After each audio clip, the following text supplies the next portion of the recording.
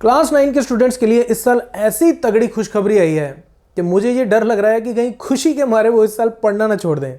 अब खुशखबरी क्या है मैं बताता हूँ। देखो, ये हमारे पास क्लास 9 मैथमेटिक्स की पुरानी बुक है पिछले साल की, और ये है इस साल की बुक। फर्क क्या है दोनों में? इस बुक से लेके इस बुक तक आते आते इसमें से 131 पेजेस रिमूव हो चुके हैं, जो कि अप्रॉक्सीमेटली इस बुक का 37% बनता है। तो मोटा मोटा आप ये बोल सकते हो कि इस साल आपका मैथमेटिक्स का जो सिलेबस है वो 37% रिड्यूस हो चुका है।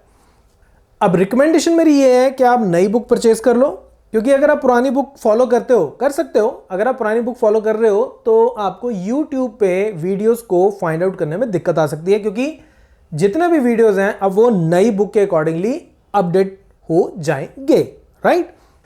अगर आप अभी भी पुरानी बुक को फॉलो करना चाहते हो तो इस वीडियो में मैं आपको यह भी बताऊंगा कि कौन कौन से टॉपिक्स हैं जो पुरानी बुक के अब नई बुक में नहीं हैं, किन किन टॉपिक्स को या चैप्टर्स को रिमूव कर दिया गया है। So let's watch it.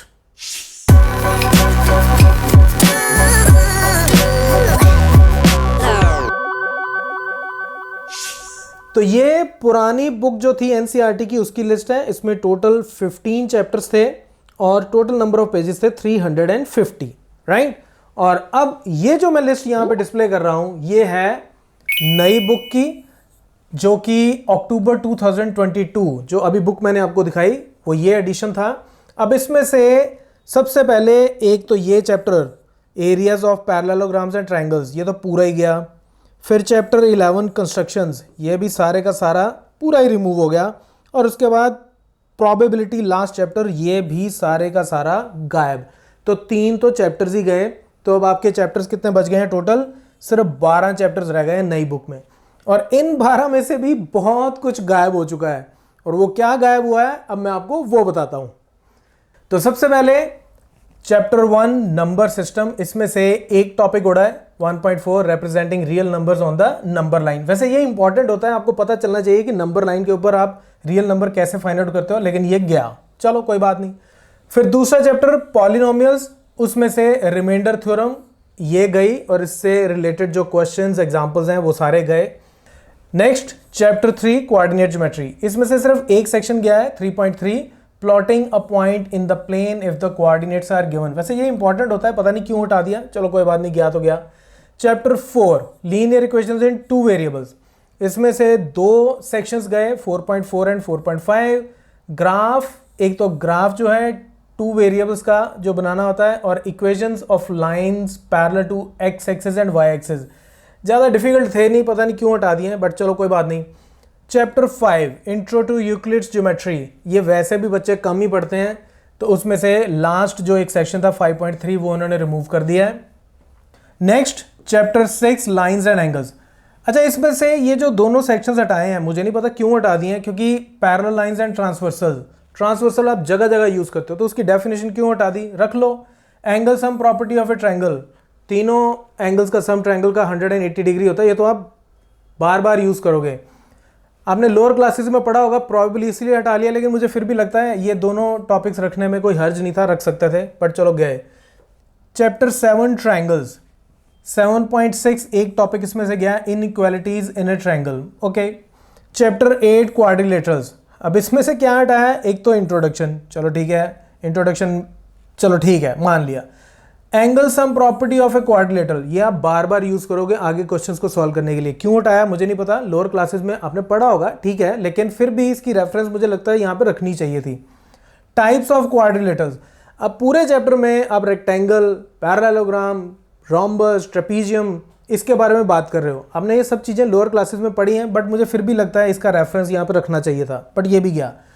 Another condition for a quadrilateral to be a parallelogram, चलो ठीक है। तो टोटल 4 इसमें से सेक्शंस गए, तो ये बहुत छोटा चैप्टर रह गया। अब उसके बाद चैप्टर 9 तो मैंने बताया पूरा ही गया।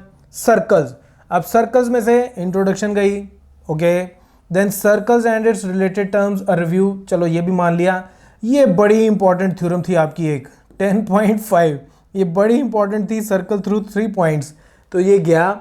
मे भी आप हायर क्लासेस में पढ़ोगे इसको, ठीक है। उसके बाद चैप्टर 10 जो पहले चैप्टर 12 हुआ करता था वो हीरोज फॉर्मूला अब चैप्टर 10 हो गया नई बुक में। सर्कल्स जो है वो चैप्टर 9 हो चुका है। तो हीरोज फॉर्मूला चैप्टर 10 जो है उसमें से इंट्रोडक्शन गई और applications of heroes formula in finding areas of quadrilaterals. तो बेसिकली आप यूँ समझ लो जो जो टॉपिक बच्चों को थोड़े थोड़े डिफिकल्ट लगते थे वो सारे ही गए। तो अब बहुत आसान वाले जो सेक्शंस हैं वही बचे हैं रिलेटिवली। उसके बाद जो चैप्टर 13 था सरफेस एरिया एंड वॉल्यूम्स, ये ह्यूज चैप्टर था, ह्यूज। अब ये चैप्टर 11 हो चुका है। इसके मुझे याद है मैंने 100+ वीडियोस बनाए थे 100+ वीडियोस। और अब इसमें से 1 2 3 4 5 कुछ छोड़ा ही नहीं है इसमें, सब कुछ गया। सिलेंडर गया, क्यूब गया, क्यूबॉइड गया, सिलेंडर का वॉल्यूम गया, उसका एरिया गया, एवरीथिंग इज गॉन।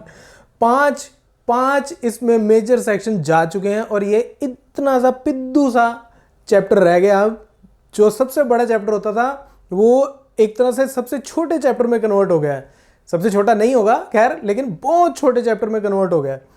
और उसके बाद स्टैटिस्टिक्स जो चैप्टर 14 था अब वो हो गया है चैप्टर 12। अब इसके बारे में मैं क्या बोलूँ मुझे नहीं समझ में आ रहा। देखो इंट्रोडक्शन गई, कलेक्शन ऑफ डाटा गया, प्रेजेंटेशन ऑफ डाटा गया और मेजर ऑफ सेंट्रल टेंडेंसी भी गए जो मीन मीडियन मोड होते हैं। आपको इस बार ये भी नहीं पढ़ाया जाएगा कि measure of central tendency mean median mode होते हैं। तो आई डोंट नो क्या लॉजिक था इन सबको हटाने के लिए, मे बी पुरानी क्लासेस की रेफरेंस के साथ। लेकिन मुझे ये लगता है कि पिछले साल तक की जो एनसीईआरटी की बुक थी वो बहुत बढ़िया बुक थी। उसमें बहुत अच्छे से इन्वेस्ट करके चीज़ें बनाई गई थी, क्वेश्चंस बड़े अच्छे से उन्होंने वहाँ पे फॉर्म किए थे। अब उसमें से 131 पेजेस जो हैं वो जा चुके हैं, जो अप्रॉक्सीमेटली 37.5% बनता है पुरानी बुक का। तो 1/3 से ज़्यादा बुक आपकी अब गई। तो आप बहुत खुश हो रहे होंगे, ठीक है 1/3 बुक गई, बट साथ में ये भी सोच लो कि 1/3 नॉलेज भी आपकी जो है वो आपको अब कम मिलेगी, राइट। तो I don't know long run में आपको इसका कितना बेनिफिट होगा या कितना बेनिफिट नहीं होगा या नुकसान होगा, वो तो चलो लॉन्ग रन में पता चलेगा। बट अभी के लिए तो गुड न्यूज़ है कि इतना सिलेबस आपका जो है वो कम हो चुका है, राइट। अच्छा, अब इतना सारा सिलेबस जो है ये अब नई बुक में है ही नहीं, लेकिन वीडियो सबके बने हुए हैं। तो अब आपको कैसे पता चले कि जो वीडियो आप देख रहे हो वो नए सिलेबस का है कि पुराने सिलेबस का? तो वो आपको कैसे पता चलेगा, अब मैं आपको वो भी बताता हूं।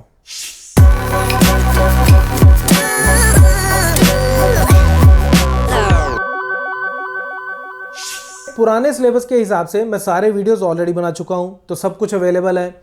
तो अब आपको कैसे पता चले कि आप जो वीडियो देख रहे हो वो नए सिलेबस में है भी कि नहीं, राइट।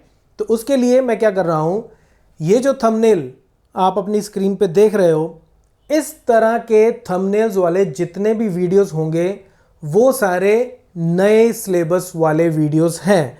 तो जो जो वीडियो नए सिलेबस में आता है उन सब का मैं थंबनेल इस तरह का बना रहा हूं, उसको अपडेट कर रहा हूं। चैप्टर 1 उसको मैं ऑलरेडी अपडेट कर चुका हूं, उसकी प्लेलिस्ट भी मैं अपडेट कर चुका हूं। उसको अगर आपको देखना हो तो इसके कमेंट सेक्शन में और डिस्क्रिप्शन सेक्शन दोनों जगह मैं उसका लिंक दे रहा हूं, आप उसको देख सकते हो। उसके अलावा जो बाकी वीडियोस हैं वो पुराने सिलेबस के हिसाब से हैं, वो आप छोड़ सकते हो। नॉलेज के लिए देखना चाहो तो आप देख सकते हो। तो इसी तरह से बाकी सारे चैप्टर्स भी बहुत जल्दी मैं अपडेट कर दूंगा और ये वाला स्टाइल रहेगा अब थंबनेल्स का नए सिलेबस के लिए, राइट।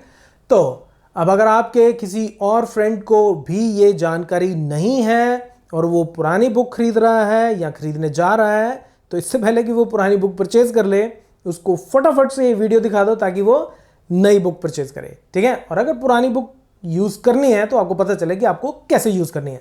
वैसे रिकमेंडेड यही है कि नई बुक लेना, ठीक है। सो if you like this video, then share it with your friends and your classmates. So that's it from this tutorial. Keep watching Mathemafia.